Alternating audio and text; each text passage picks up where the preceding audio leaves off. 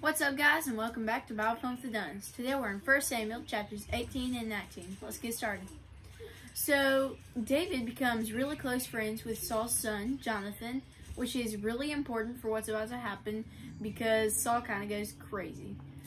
Okay, so the Bible tells us that Jonathan loved David as much as he loved himself. So, he gives David his armor, his robe, his sword, and a bunch of other stuff like that, which is crazy. Okay. Sweet. Now, the women, they're starting to like David in the town, so they start singing a song, because you know gossip ladies. Sing it, Jax. I'm not singing. Okay. Saul has killed 10,000 Saul has killed thousands of his enemies, but David killed 10,000 Good of job. his enemies. So, they start singing that song, and Saul gets super aggravated about it and jealous. Even more jealous. So, he gets to the point where, since he has these headaches, because he doesn't follow the Lord, he has these really bad headaches, and David's playing his music for him.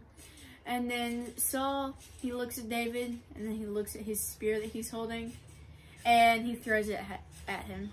Twice that first time. And he missed both times. Yeah, he missed both times. Thank goodness. Yeah. Because the Lord protected him. And then, after that, he really, really wants David dead.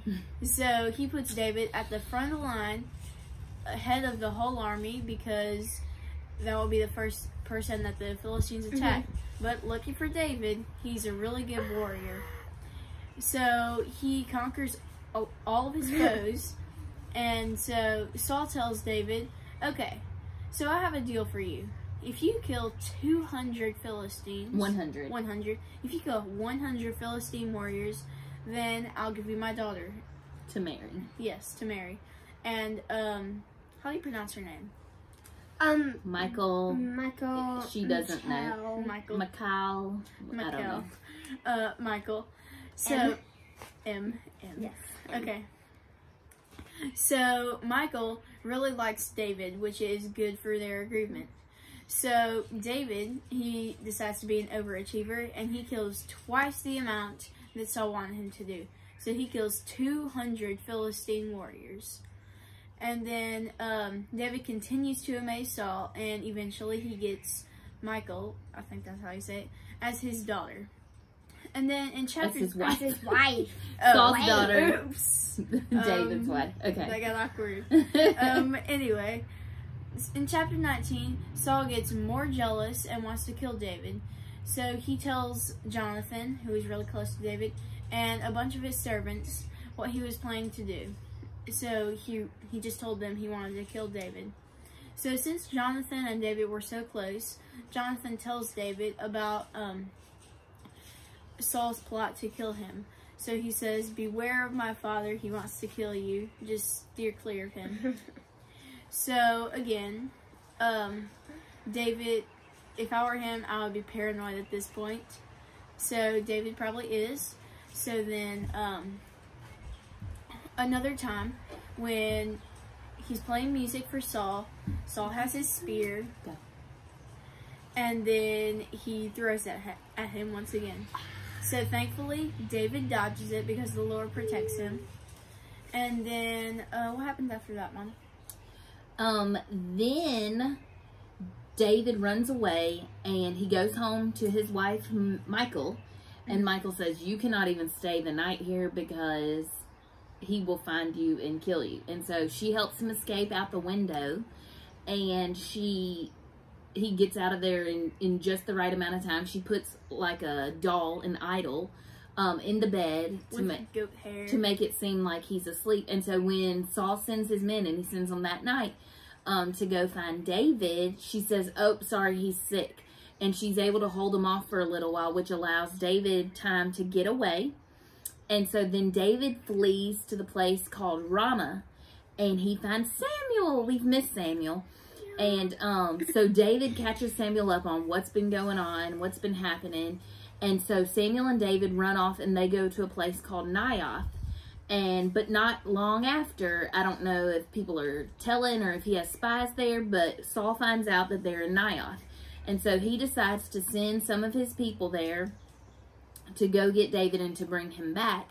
But when those people get there and they see they see David and they see Samuel, and they see them with other prophets, Saul's men start prophesying, and they lose their mission. They don't do what they said. And so then Saul's like, okay, what happened to those guys? Let me send another set of guys. And so he sends another set. The same thing happens. They get there and they start prophesying.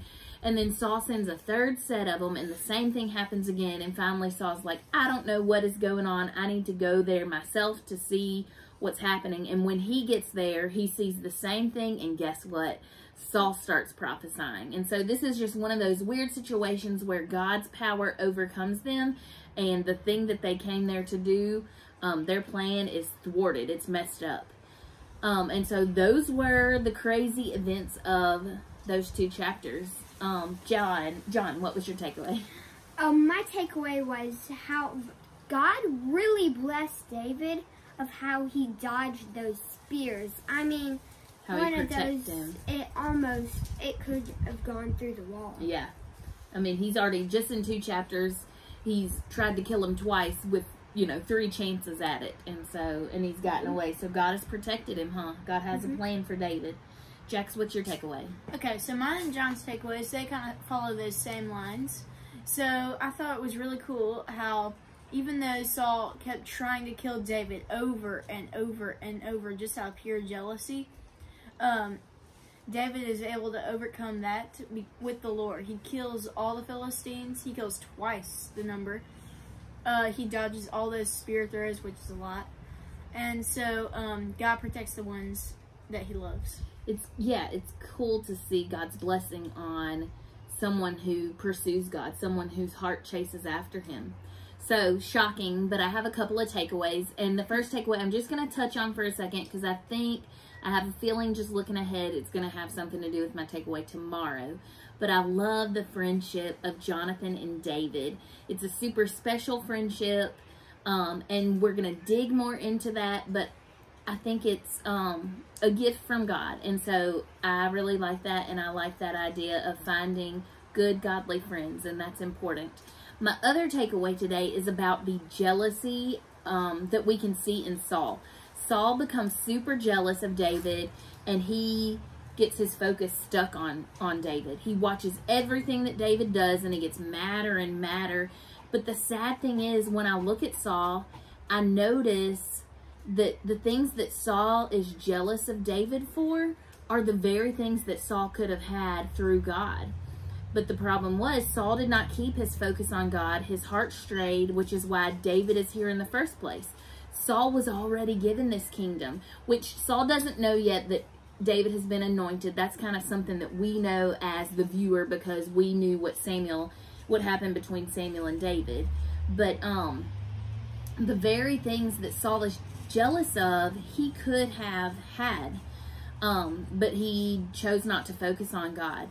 And now Saul continues to focus not on God, but instead on David, which only makes him more and more jealous, causing Saul to hate David more in his heart.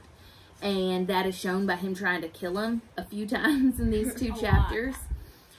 This teaches me that when my focus is where it should be, on God, it protects me from focusing on things that are harmful to me or that may cause me to sin. It protects me from comparing myself to others. It protects me from focusing on how someone else is doing in life, maybe what they look like, maybe their success, maybe their blessings, maybe the things that they have that I don't have. It helps me to not focus on those things. It protects me from jealousy. It protects me from hatred, and it protects me from sin. God's design is for us to love him more than anything and more than everything else, and it's for our protection. So today's challenge, it's super easy, super short, but let's just pray and ask God to help us keep our eyes and our focus on him and him alone. Help us not to focus on anything else but him. And I think that's a really good thing to ask for help for. All right, friends, thanks for joining us. We'll see you tomorrow. Bye.